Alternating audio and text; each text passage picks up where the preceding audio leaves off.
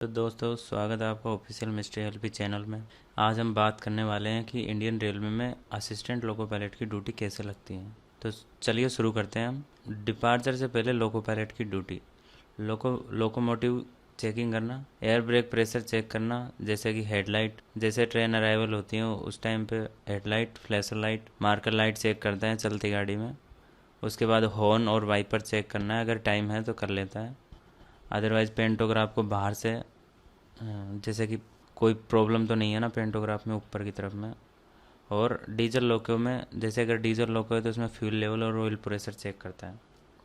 Tools और equipment अंदर जाने के टाइम पे जैसे उसमें सेफ्टी आइटम्स क्या क्या हैं वो चेक करेगा। इमरजेंसी ब्रेक वाल्व है वो लग रहा है कि नहीं लग रहा है उसको एक बार चेक करेंगे।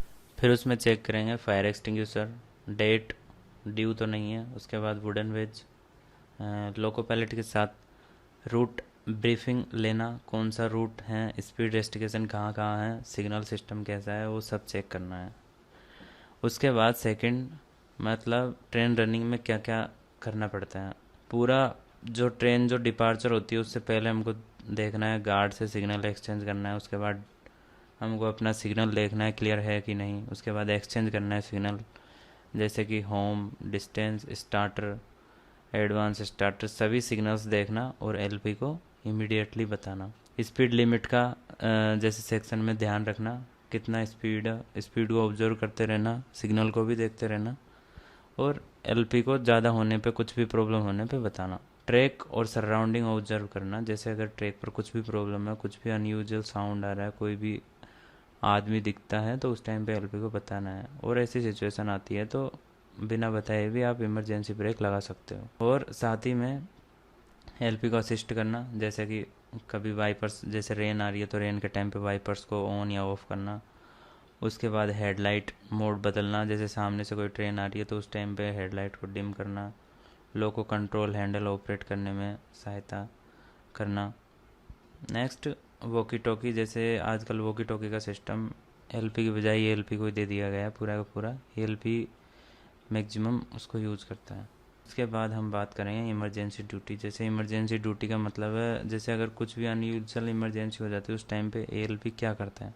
लोगों में कोई भी फॉल्ट आता है तो एलपी के साथ में उसको मिलकर ट्रबल शूट करना, उसको अटेंड करना और इमरजेंसी ब्रेक अप्लाई करना। अगर जैसे बाई चांस अगर एलपी को कुछ भी प्रॉब्लम आ जाती है ऑन रन में, तो जैसे वो अगर अच्छा महसूस नहीं कर रहा है तो उस टाइम पे इमरजेंसी ब्रेक लगा के गाड़ी को खड़ा करना है।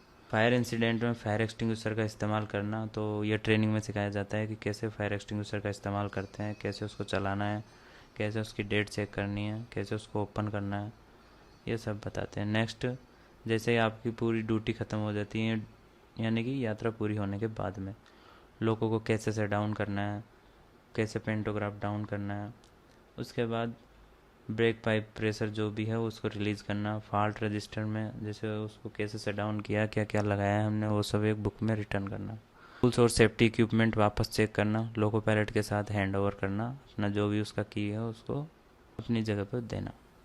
उसके बाद जैसे एडिशनल रिस्पॉन्सिबिलिटी बता देता हूँ, जैसे हमेशा अलर्ट रहना, इवन नाइट शिफ्ट आल्सो, मतलब नाइट ड्यूटी में भी, चाहे दिन का ड्यूटी हो नाइट ड्यूटी हो, ये काम ऐसा है कि अलर्ट रहना ही है। रेलवे सेफ्टी रूल्स का पालन करना, जैसे जीआरएस है तो जीआरएस का।